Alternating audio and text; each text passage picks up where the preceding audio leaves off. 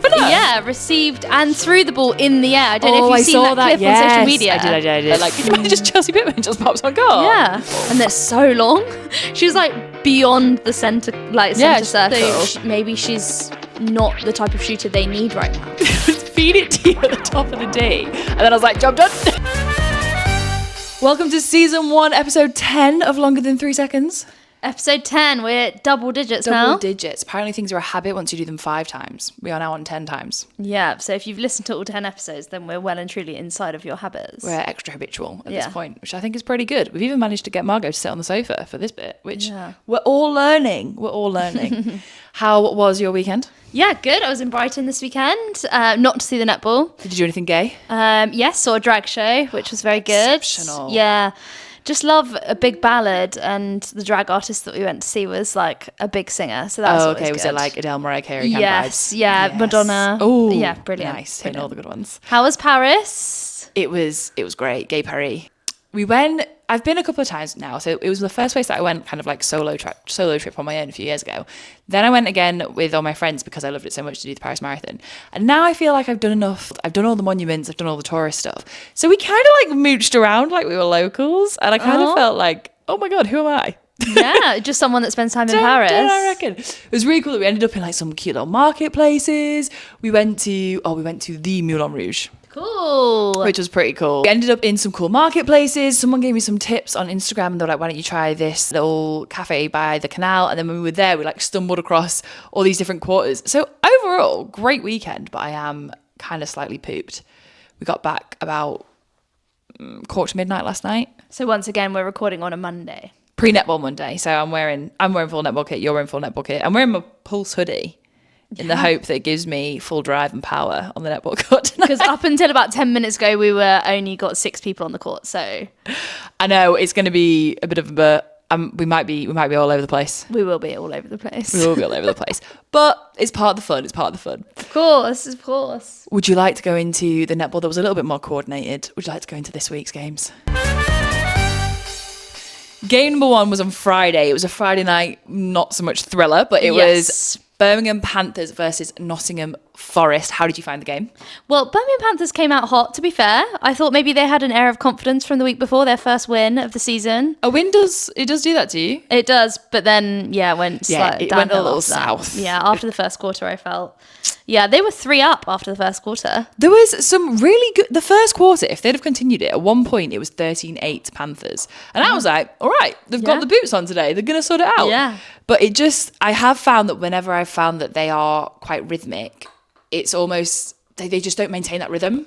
And I felt that this game, especially at the beginning, they had a bit of rhythm. It was going where it needed to go. It seemed like they were all coming out at the right points. And then all of a sudden, it just wasn't happening anymore. And I felt like Nottingham Forest were a bit shell-shocked. They were like, oh, okay. Like, we thought we were going to win this easy. And then all of a sudden, because obviously... Birmingham Panthers didn't have Tiana again, so Sophie Egbarum was starting. Yeah. She was on and off throughout the game, to be honest. I think they did really well at recognising, well, I say they, so Sonia, head coach, did really well at recognising when she needed to come off, and she swapped with Alana Pullen for a bit. Kira Rothwell got some time in the last quarter, and I think they needed that. She just kept on doing the same things that were getting pulled up by Nottingham Forest. I heard as well on the commentary that maybe that's potentially experience, and that's the difference between someone who's just really good and someone who's really good and played a lot in the NSL. Yeah. It's that understanding of, there was things like waiting for the ball to go over Pekova. That was the one that I think they said it on.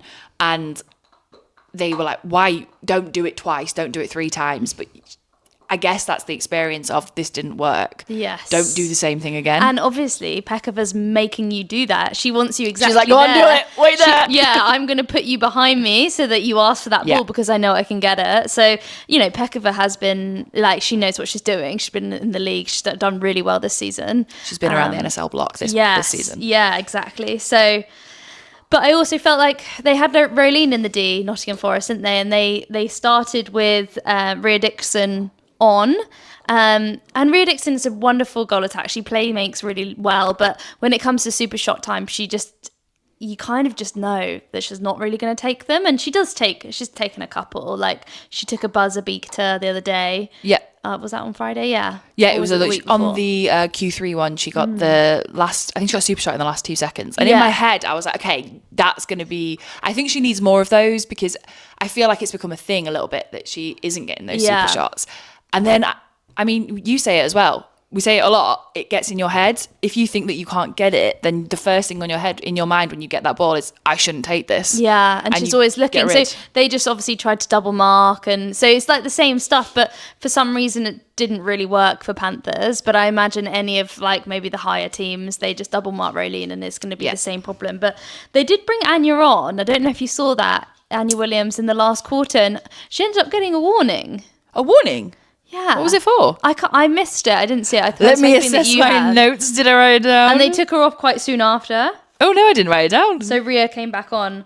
But she scored more in the 5 minutes that she was on than Rhea did the whole game. That's tough. And that's a tough stat. I don't doubt that she's thinking about that as well. It's hard. It's like you said, it's not a 1-point game anymore. And I guess they only brought this in, 2 years? Well, coming up to 2 years. So everyone who's trained in this current generation, completely trained as a 1-point player. And if you were going to get a 2 points, it was a bit of a why take the risk situation. But now getting a 2-pointer in is totally worth the risk. So it's interesting that, I wonder if in like 10 years' time, when the league that are training now will have players who are like this, who are shooting positions, because they'll have been told the whole time, if you want to play in the Super League, you have to learn to shoot from this D. It's very true. But we had Kira Rothwell come on to shoot with Betsy Creek in the last quarter as well. And I was really like shouting at Sonia to bring some diversity. What have they got to lose at this point? They were, 16 down by the third quarter. So I was like, give her a go. And actually, they had really nice synergy between Creek and Rothwell. So yeah, I thought that was great. And actually, I was hoping to see a bit more of her than what we did. I think that the last quarter, even though Panthers were down quite significantly, it was exciting because of the tactical timeouts. So both teams had kept the tactical timeouts for the last quarter. So I was aware, like, when they're going to use these? When are they going to pull these out the back pocket? When are they going to think is the most stressful time? We went into Q4 54-70. By the time that, I think it was like 5 minutes in, both teams had scored 8. So if we'd have started on 0-0 again, which we didn't, but we very much didn't. Yeah. But Panthers had both scored 8. So they called the tactical timeout. Whatever Sonia, head coach for Panthers, said clearly put some fire in the bellies, because they came out and they scored, I think, another 6, and Forest only scored 1. Oh, wow. Okay. So it's quite significant in like 5 minutes to have done that. Then it clearly got Chelsea Pittman going, oh, no, I'm not letting this go again. So then they called the next tactical timeout, and then it was like 1 minute until super shot time, and then Rolene, and that's it. All you need to know is Rolene and done. Yeah, literally. And she got player of the match, didn't she? She got 100% 1-point shooting accuracy for the whole game. So totally deserved, I'd say. I thought she was going to get it. Yeah. Also, have you seen Rolene's hair salon? Yes, she does all of the team, right? Yeah, so I think whenever they get the bus somewhere, so this game was at Birmingham, so I guess Forest to Nottingham to Birmingham, probably like a 2-hour drive. She's there, her hair, obviously, I think she does hers first, and then she's like, guys, what do you want from my menu today? Yeah. And then she sits on the all queue and get a little hair braid. And I love that they like tell her what they want. They're like, this is what I've seen. I want 2. This is what I want. Yeah, and I want them Dutch, I want them inside, I want them flipped. Yeah, and she just does it. They look so good. Yeah. She's expert, and I won't lie. I commented. I tried my luck. I was like, would love a slot at Rolene Salon, and she said I'm in. So, and there you go. What would you ask for? Well, not to blow my own trumpet, but I can do a braid. So I do something that's more complex than I am able to do to my own And what's head. that? I can do anything with 2. So maybe I'm going for 2, 3, 4 plus. Oh, so maybe something. Getting her to put the work in. Yeah, making Rolene work. Maybe one of them upside down ones, because I'm not really good at those. Oh, that's cool. Because you have to put your whole head forward, and it's quite the whole head forward and down, and it's a lot. It's invasive. But maybe if someone else was doing that for me. So yeah, I'll let you know. Nice. Next time I happen to be in Nottingham, I'll be like, bro. Yeah, hit her up. But yeah, so overall, not the greatest exciting game, but that's just because it's not close. Yeah. There was like quite a few penalties. Izzy Kay got loads of penalties in the first quarter that they moved her out of wing defence, because I wonder if she has been taught how to play that position in a way that doesn't collect penalties. Yeah, okay. And they're like, stay there. Yeah, so they moved her out of wing defence to centre to be like, actually, you're less likely to get pens there, and actually she didn't get a warning or anything after that, so that was good. But yeah, no, not much to report really. It was exactly as we expected, a Nottingham Forest win and a Rolene pom. Do you know what took me by surprise though? Nottingham Forest win, but it was their first win since round 3. Oh, that is a surprise. And I don't know why. I think it's because they've had so many close calls that in my head they have won quite a lot. But actually, this is their first win in like 5 games. And they've really been like pressing and pressurising the top teams. Like we said with Loughborough, right? There must be a bit of their like a... And they had to correct that score. They were actually 1 in it. Yes. So that was interesting. Yes. But yeah, win for Nottingham Forest. On to the next one. Yeah, on to the next. So game number 2. This was on Saturday. Yep. It was Dragons versus Thunder. Or was it Thunder versus Dragons? Thunders versus Dragons, We were in Manchester. Yes, we were in Manchester. So these are teams that played each other in round 3, and there was an 11-point difference to Thunder. So I was expecting the same, really. And for the first quarter, there was only 1 in it. Well, that's pretty good for Dragons. Yeah, and they didn't have Neve McCall. Oh, that is a big comeback because she is game changing. Yeah, so they had Yarrington and Rowe in the D, which isn't a combination we've seen loads of, but obviously then we had basically a whole game of them. So it was really good exposure for Yarrington and Rowe to be working together, and I thought they worked really well in the first quarter. Vicky Booth as a wing defence for Dragons, and like she was doing so well against Nat Metcalfe, and to the point where I was just like, I didn't really notice Nat Metcalfe on court because Vicky Booth is saying a lot. Is just tips, gains, intercepts, you name it. She was just all the time prolific with them. So she did really well. But Manchester Thunder didn't have Amy Carter, so they had Emma Rayner, and that's the first time Emma Rayner, I think, has played all 60 minutes too. Yeah, it's the first time she's been starting, right? Yeah. In my head, I think that I've always noticed it be Amy Carter. Forgive me if I'm wrong, but yeah. I've noticed not seeing Emma. It was a great first quarter. It was 7-all, so it was really tight. Only 1, and it ended 16-15 at the first quarter. Decent. The next quarter is just as good. Honestly, that was the quarter that Emma Rayner received. I'd be starting to think Dragons are onto a winner. Yeah, received and threw the ball in the air. I don't know if you've seen that clip on social media. I did. It was such a shame that it didn't go. No, it wasn't successful. Like they got the whole flow. They got a backline pass. Yeah, from it. so fair dues. But I did think that that would have been so good if that just went into the right hands. Yeah, and Sophie Fawns then came on, and Lois Pearson went to wing attack, and then Nat Metcalfe came off, and I could kind of understand that from what I said earlier. Vicky Booth was just absolutely pressing her out the game. But Sophie Fawns seems really confident after her games the last few weeks. She hasn't really seemed herself with her shooting percentages, but she came on really, really confident. And actually, Dragons ended up going up 1 in this quarter, but it ended with Dragons being up 1 at half time. So Dragons were winning at half time. Oh, I would have been so rooting for Dragons. Yeah, I was. And like Newton and Middleton were just amazing. They've played all 60 minutes together for the whole of the league so far. They're a really good duo. I've seen every time I see them working together, it's like they've reached that point of communication that is it's like silent communication almost. They just know how each other work. And I think that's when you 100% know when a duo in the D, either attack or defence, are working well. They just don't seem to have to talk. Yeah. And they clearly are. There'll be communication moments. Yeah. But as a spectator, it looks like... Seamless, that's the word, yeah. For sure.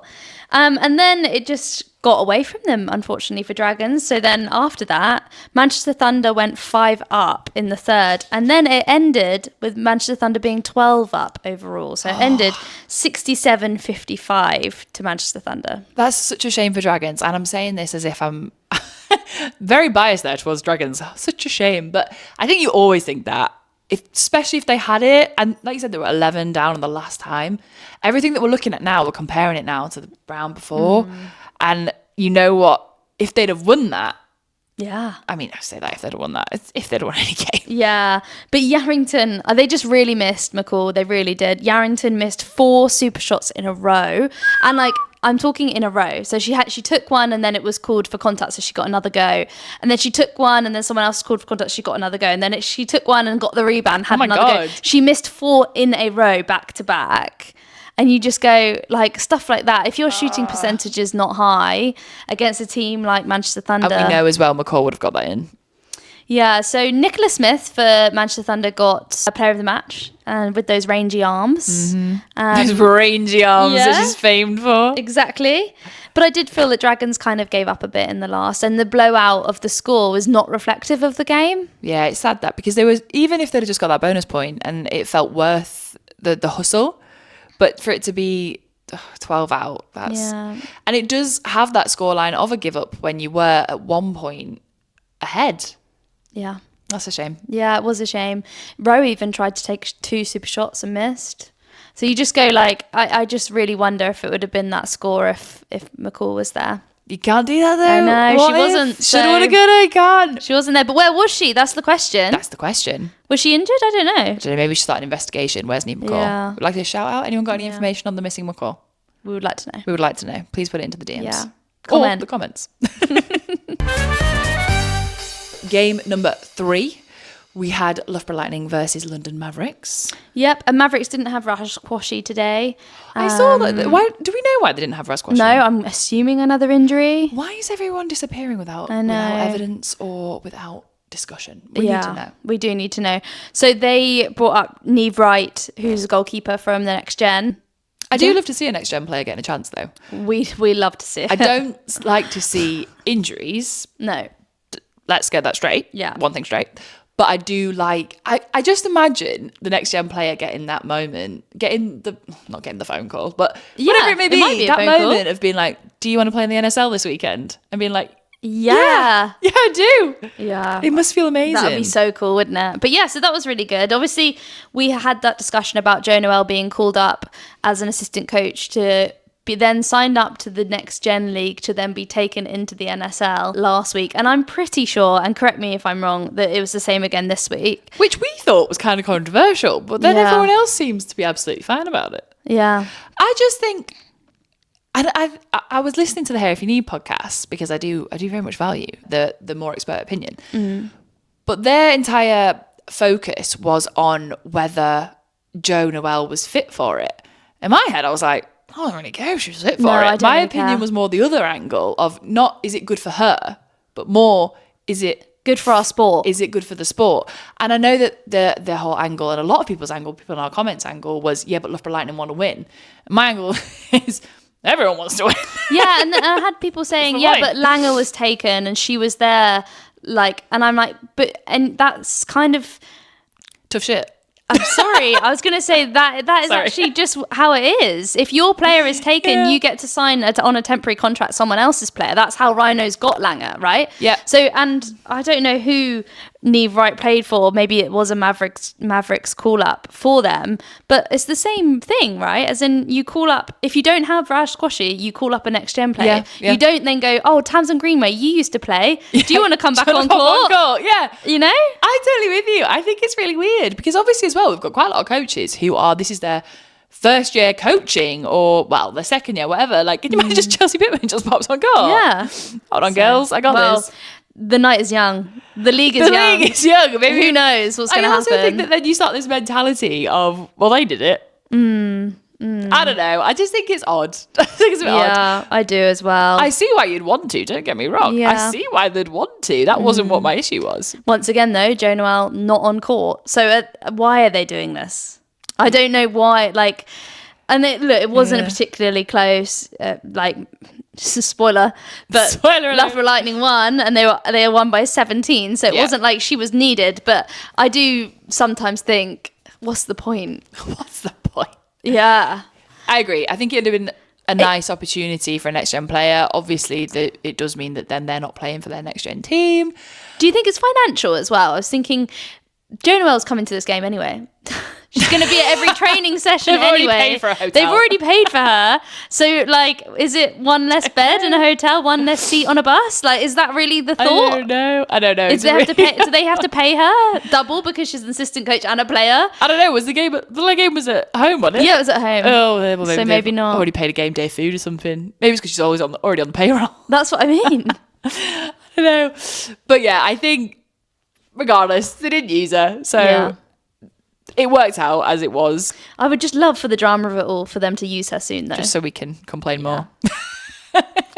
So let's actually talk about the players on court. Yes, let's do. So few shout outs here. I put Beth Durant with the intercepts. Very good. I said Nat Panagari dot Jack Russell. She was just relentless. Everywhere, yapping away. Honestly, yapping away. She was just involved in everything. I'd be like, get away She is from one of them me. players who is, when she's on it, I was going to say when she's on one. When she's on one on that day, she is everywhere. For sure. Yeah. Obviously, got Ella presence. Clark for Loughborough Lightning. So nonchalant. Like, so just chilled. She came off. She had an injury. There was some blood on her hand or something. Ooh. So Berry came on. She was just also really great. Had a real impact. The first moment she got on, she did like a pass from the centre pass, then a pass just outside the D, then an in and then a shot. And it just was, seamless. Smooth to watch. Not to take the attention away from the attack, but can we move to my favourite part of the game? Yep, The defence. Yes, we can. Shadeen van der Merwe, Yep. the queen of the spinny ball, also the queen of excellent interceptions. Yeah, turnovers, interceptions, I agree. And actually at the end, Sammy Wallace-Joseph got player. She didn't think she should, though. No, she didn't. Which is, it's not new behaviour from Sammy Wallace-Joseph, is it? Yeah. No, She she's said always, she didn't deserve it. I don't deserve it. It's not for me. But she did think that Shadeen van der Merwe did. Yeah, she did. And, they lived together. Maybe there's a little bit of a, they live soft together. spot. Are they in one of the netball houses? They are. I want to go to all the netball I know. houses. I need to find out who's in each house so I can decide who I think is going to. But Sammy had actually only taken one super shot by half time. Very out of character, that. So she came off for a little bit and then they put her back on. And apparently Vic Burgess, the head coach at Loughborough Lightning, said to her, where's that sassy Sammy gone? Sassy? Yeah. Where's So that sassy Sammy? She came back and tried to be sassy and she obviously ended up getting player of the match. So something worked. Clearly, that must be, how in my head, I think some players have like an alter ego. Maybe in the morning before a game, she's looking at herself and she's like, sassy Sammy, come on, come to me. Affirmations for herself. Affirmations.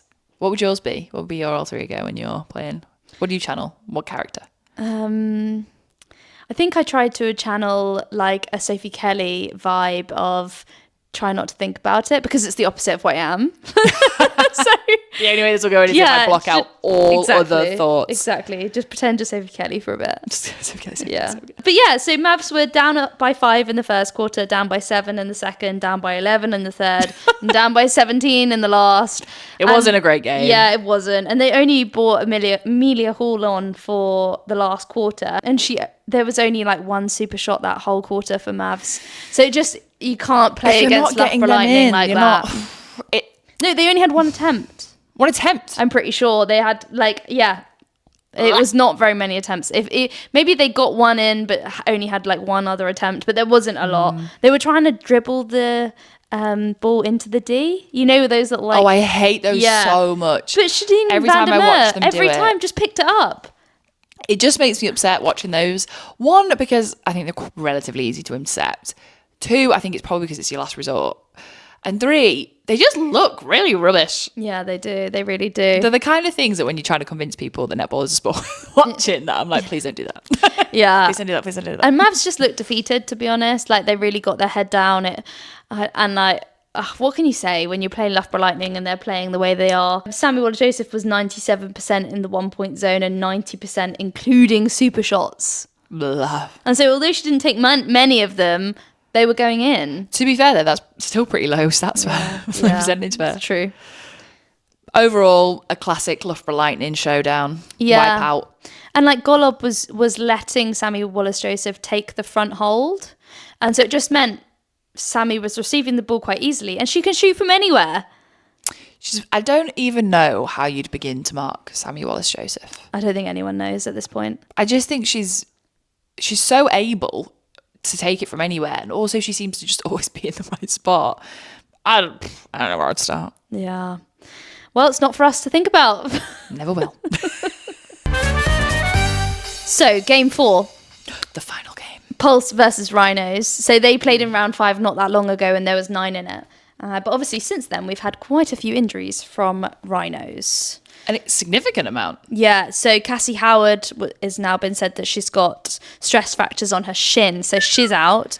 We had Paige Reed out this week with an ankle injury, and obviously Jazz Brown's out and Viss has been out for a while. So they're the 4 of the leadership team. With all the leadership team out though, you just know that will have had an impact on the team, like organisation, coordination.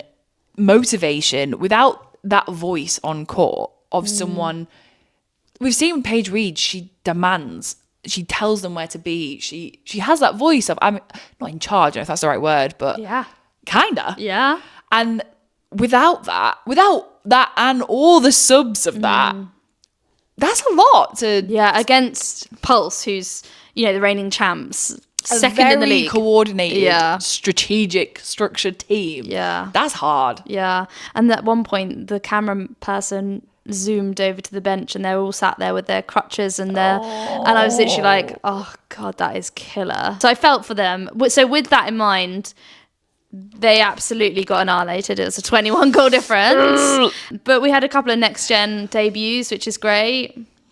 We had Orla Rogers from Honours goal shooter in the last quarter, and Gordon came off. But the main person that I want to talk about that came on was Liv Cheen. Liv Cheen, who is usually Pulse's starting goal shooter. Yes.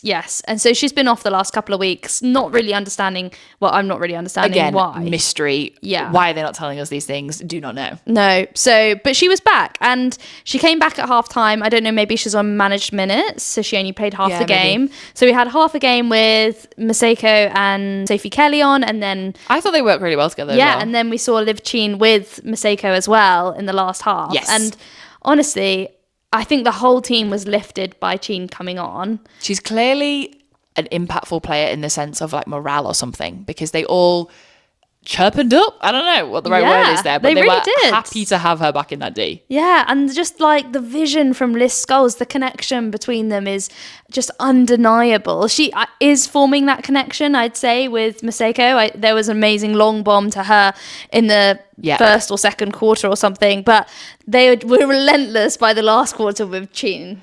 It's like a learned connection that you can see, and I think when you probably practice with someone that often and you know exactly that they know what you're thinking, this is how I want you to receive that ball. Yeah. And you could even see some of them, they didn't really look at each other, but some, their eyes like connected, and you could tell that they were like, go on then, do it. Yeah. And also it's kind of me whenever I play wing attack and I'm tired by the end, I'm just gonna lob it because I cannot be bothered with this throwing and catching malarkey. There's a whole concept of getting the ball down there. I love a long bomb. When we're talking Liz Scholes long bombs, they're so powerful. And they're so long. She's like beyond the center circle. She's so good. And I think when you religiously can pull them off, do it. I'm so behind it. Yeah, but it was really nice to see Maseko having fun, looking confident. It's another big lead. It's 21 lead for Pulse. So I think, it was only 9 in round 5 to then go to a 21 goal increase. I think, it is probably because a lot of people are out, but it's also really good confidence boosting for Pulse. For sure. I think one thing that I thought was letting Rhinos were struggling with was definitely the shooting. Simone Gordon was at the goal shoot. Yeah, Simone Gordon goal shoot for Rhinos. When I made a note when they started that last week, she only had a 17% super shot accuracy at the start of that game. I don't know whether that was last game or off the whole of the first half of the season, but it felt like I was watching kind of a confidence issue start, if that makes sense. Throughout the game, it just felt like she was getting more and more doubtful of her own shots. Well, I don't think people were really throwing her the ball that much prior to this week, right? It was always Paige Reed and Harriet Jones, right? Yes. She wasn't really on court very much. And even when she was on court, I don't think she really integrated that well. They haven't really gelled with her as much as I was hoping when I saw the original team sheet for Rhinos back at the beginning of the season. So I don't know. I think it's both a mix of she's not played long enough with them, but also maybe she's not the type of shooter they need right now. Ooh, that's kind of philosophical. I'm deep. She's just not the player they need right now. Yeah. But yeah, they took it off at the end, I think, and that's when Orla Rogers got brought on, right? Yeah, I mean, I really do rate Simone Gordon. She's tall and she's obviously a Jamaican sunshine girl, so she's had loads of experience growing up with really competitive netball. Yeah. But I just mean that they aren't utilising her. They're not using her. She hasn't gelled as well. And I wonder whether there's other clubs that would.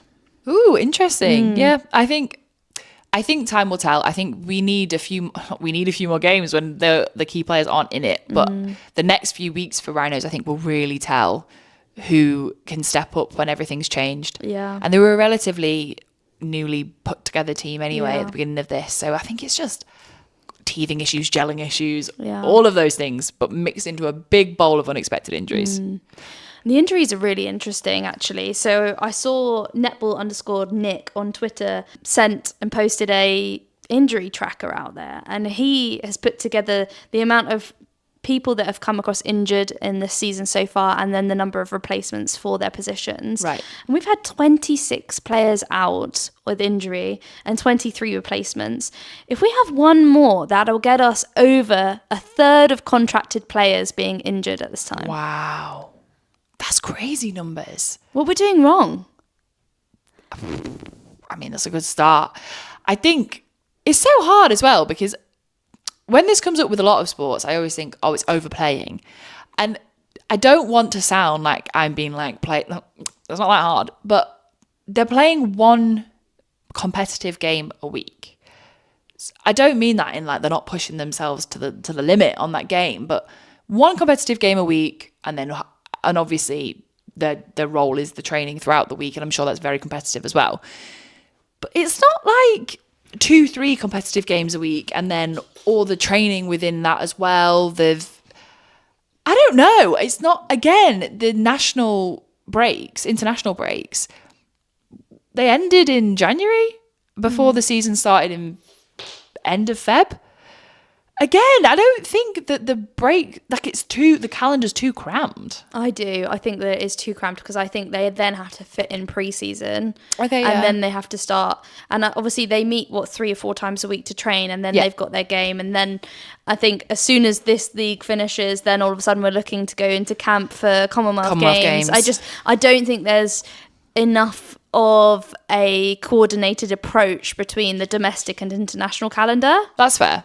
And I think, in my head, I see that being more as an issue, like you said, in the Commonwealth Games. I think the overworking in my head, I thought the injuries would come around the Commonwealth Games time.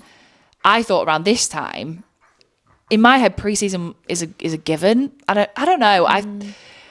There's something along the lines, and I think that the main thing, and it always comes up whenever we talk about anything to do with women, injuries, health, whatever, is just research. Yeah.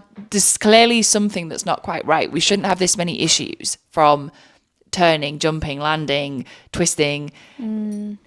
Our bodies should be able to do that if we have, I don't know, the right equipment, the right recovery. What is it that we don't know? I mean, it's a question of the ages, isn't it? If you don't know what you don't know. You don't know what you don't know. Yeah. So thank you, Netball Nick. And if you listen to this podcast, then please get in touch. I'd love to hear a bit more from you. Yeah, we have a little stats section from Netball Nick. Really good. But the game in itself, like I said, very exciting for Pulse. They were just having fun. They absolutely punished any kind of mistake that Rhinos made. And Liz Scholes got the player of the match with her 41 feeds. 41? Yeah. Oh, wow. She definitely deserved that watching it. Her name kept coming to my head the whole game because she just was doing so much good stuff. The only thing that I wanted to talk about that we haven't was this concept of attacking contact. Oh, yeah. So this kept getting called, the umpire was called Nathan Begley. Yes. And it's very rare that I actually take note of what the umpires are called. They're just the umpire to me. Yeah. But I just noticed that he in particular kept calling this attacking contact, and he particularly was calling it for Rhinos. I don't 100%, and I never claim to be an expert, understand the concept, but I believe it to be that you're pushing against your player. Actually, no, I say that they've called it for Pulse as well a couple of times. I'm surprised that you're not for this, being a defender yourself. Well, as I was learning about it, watching it, I was like, oh, I do like this. Yeah. So IKA, basically, it's when a shooter pushes off their defender or, contacts the defender in order to get the ball. It kind of pushes them out of the way a little bit to take the space. That's what I thought was happening. But the reason that I started to doubt myself was it started to happen so often. And there was one where I think it was when Orla Rogers came on. She literally came on and then he called it. But I don't think it was whoever was taking the shot wasn't her. And then I think she got it. I think Orla got called for it. And then the goal that got scored got disallowed because it was happening, but it wasn't her. So interesting. It really messed with my head. But it just kept going on to the point where, and you said this last week, sometimes an umpire starts to notice that you're doing something and then they look for it constantly. Yeah. And they almost want to make a point of, you're still doing it. You're still doing it. You're still doing it. And I kind of got to the point where I was like, is this really happening? It did start to lose flow, I think. When the whistle is constantly going, you're like, oh, some of this is just normal mutual contest, no? Yeah. Like just let that go, let that be an advantage, Yeah. But it can't be an advantage if they're about to shoot and score. So Yeah. I can see both sides of it. But at the end of the day, if it's contact, it's contact. It needs to be called if it's going to disrupt the game. Yeah, true. But then even the commentators at one point, they said, I don't think I did. agree with that. And I was like, I don't think I agree with that either. Yeah. And I kind of enjoyed that. I was like, I'm on side with the guys. Yeah. Well, I actually had a look on Twitter and people were not agreeing with the commentator. Not agreeing with what she said, or the fact that she said anything. That she shouldn't have disagreed with the umpire. I think it's that she shouldn't have disagreed with the umpire. Ooh. I think that idea of these umpires are trained to a specific standard of they're going to know more than a commentator. That's the vibe that I was getting when I was reading the comments. Yeah. I see that, but then also I think that happens in every sport. Yeah, and it's good to have an opinion. And also, I think obviously the decision will always stand, but you will obviously have the umpire watching from the side with the whistle, following the game. But the difference of a commentator is obviously that they're watching from above without having to stressfully follow it. So with things like distance, I'd be like 100% umpire's definitely right. But with stuff like that, and I'm like, it's kind of down to opinion. I don't know. Kill me. Cancel me. Don't. Please don't cancel me. So where does that leave the league table? Exactly where it was last week. Oh, great. Yeah. So all of the top teams played the bottom teams this week. And all of the top teams won against the bottom teams this week. Oh my God, how groundbreaking. Yeah. Flowers in spring, groundbreaking. Exactly. So yeah, nothing exciting there. Loughborough Lightning's at the top, followed by Pulse, Thunder, Nottingham Forest, Mavericks, Dragons, Rhinos, Panthers. So as expected. Yeah. Are there any big exciting games for next week? So Friday, we've got Rhinos versus Nottingham Forest. Okay, that might be quite a close one. I still think Forest will win that. I don't know if it's going to be close. I said it and then I was like, Yeah. Saturday, we've got Mavericks versus Manchester Thunder. I would presume Thunder would win. Yeah. But I also could see Mavericks winning that. Yeah, that one I think It there's depends more of a what chance. mood Mavericks bring to the table. That's third place versus fifth, so who knows with that one. There's potential in there. Saturday at 6, we've got Panthers versus Pulse. I see Pulse winning that. Yeah. And then Sunday, we've got Dragons versus Loughborough Lightning. Yeah, I think that'll be Lightning as well. Yeah. But if we have Neve McCall back, I actually really feel that Dragons, they got Pulse within one, and, they are a good side. So I would say there is a chance there. Yeah, I think Dragons are one of them teams that could do it. I think someone's going to do it. I really, truly do not believe that Loughborough Lightning will go all the way to the grand final without a loss. So I truly believe that someone is going to do it in the next few weeks. Okay, is that your right? I'm going to say it. Right, I'm going to say it. Loughborough Lightning are not going to be undefeated by the end of the season. Ooh, are you willing to put your bet on who you think it will be? No. What about you? Do you think they're going to go all season without being beaten? I think if we'd have got to this halfway point and they'd had actually, I was going to say if they'd got a really close, but they have had a really close. Within one for Nottingham Forest. Yeah, actually, I think you're probably right. But I also think that may have woken them up, that they can't risk anything. I think they might do it. I think they might get to the final without a loss. There you go then. Well, we'll cut back to this and you'll owe me a tenner. Oh, you were saying the score. Right, okay. So, amateur hour. The real netballers on the real courts. The local stuff. Yeah, the floodlights rather than the stage lights. Well, we say the floodlights. We had a little bit of sunlight. We have. Of these, yeah. So Monday we had our pre-season rally, and it was 6-minute games, and it was only for an hour. So they did half of the teams from 7 till 8, and then the second half of the 8 till 9. I just couldn't get into it. It was too short. It was too short. It didn't even feel like 6 minutes. I thought they were like 3. Yeah. I'm actually shocked when you just reminded me that there were 6. I don't know if we got any goals either, because I think it takes us as a team some time to bed in. We do. We very much need a warm-up quarter. We definitely do. I think that's maybe because we don't arrive and warm up. Yeah, and I looked around at the end and I was like, no one is sweating. No, I didn't. I'll be honest. I don't feel like I did anything. Don't feel like I did anything when I got home. I was running, but I think without that consistent heart rate, it just felt like, meh. God, we're so fit. Such athletes. But we have had kind of our own little injury crisis in our league. So Tanya, our goalkeeper, mainly on a Monday and a Tuesday and a Wednesday, has hurt her finger. So she's got mallet finger, so it's constantly floppy. I can do that thing on one finger. Oh, wow. It's constantly like this. For our visual listeners, her finger looks like this. For our auditory, it's just the top half is not straight. The it's top, just like the top third. Top third. Top third. Just bent. So slightly. funny. When she sent us that message in the group chat saying that she'd got mallet finger, I just read it on the speed because I was just looking at my phone.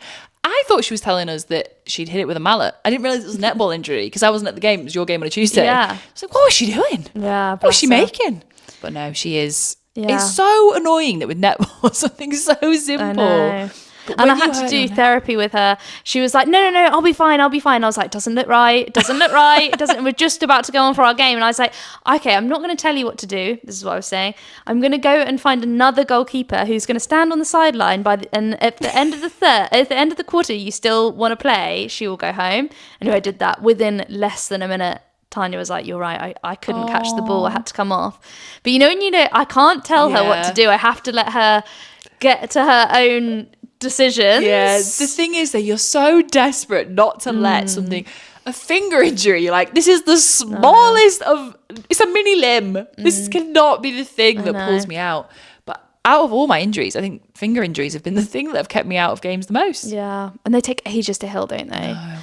Or hopefully yours won't, Tanya, if you're listening. Sorry, Tanya, I hope that yours is fine really soon because we really need you back because, well, tonight, I'm skipping ahead, but tonight we have our first game without Tanya, and I think I have to play goalkeeper. Yeah, and Tanya come back because I hate playing goalkeeper. Yeah, we've got 7 players on court, but we've got 3 shooters and only you in defence. So Fun game. We'll see how it goes. We'll see what happens. But yeah, Wednesday we had our end of season versatility rally. I love it. Yeah, I love it so much. So versatility rally, I don't know if these are a thing that everyone has, but where we get there and then the set rules on the bibs and then they're like, everyone's to like wing D to wing A or whatever. And it's so fun. Yeah. I love Which it. position did you like playing that wasn't your normal position? Ooh, wing attack, I think. Did you? You were really good at feeding. When I remembered that I had a role after I'd given you it. So I think one point you were I was feeding to you. So you were in like your normal-ish position. I'm usually goal defence, for those of you who are new to the podcast. And I would feed it to you at the top of the D. And then I was like, job done. It was like the start. I didn't turn away or anything. I just forgot that you would then pass it back to me. Because usually my role is to get it to your end. And then I like turn around and walk back. I'm like, well, I can't go past this line. So, Yeah, well. Whereas all of a sudden you were obviously in goal shoot usual mode, but then turn and you just fired it back at me. And I was like, oh my God, what are you doing? Yeah, give it to me now. Yeah, exactly. So that was, once I'd realised that I, should stay alert, that was quite fun. Yeah. I thought I would be all right at centre because I've done it before. I don't know whether it was because the game was short, but I was absolutely shite. Really? Oh my God. I didn't notice. Girl, the centre quarter that I played, the centre mini game, whatever it was, I can't remember who I was marking, but I was just running everywhere and nowhere. Yeah. I seem to be trying so hard and doing nothing. I quite liked playing defence. I think because no one expects me to get any because I'm so small. You were really good. That I was like, yeah, well, like if I was a wing defence, I would gather that they're going to go into a pocket. So I'm going to run into the pocket and defend the pocket. And then all of a sudden I got an interception and it felt you good. Were incredible, actually. I think when you were playing, whether it was goal defence or goalkeeper, you got one interception and I was like, oh my God. Yeah. But I think it's because if anyone else got those same interceptions, that it wouldn't be such a big deal. But I think because I'm small and no one expects me to. No, it was a good interception. Okay, I'm thanks. saying it. Also, I had to remember there was a few times when like I got like a shot in as goal attack and obviously we were all like cheering. And then I was like, yeah, but I have to remember also that the person who's marking me is out of position. So, Oh, yeah. you know what I mean? I had to keep in mind. I was like, that wouldn't have happened if like Tanya was marking me. But so fun. And we did say it when we both put on the centre bib. We were like, oh my God, is this about me? Yeah, when everyone has to wait for you to step in, everyone's looking at you. I don't know, there's something about quite anxiety provoking.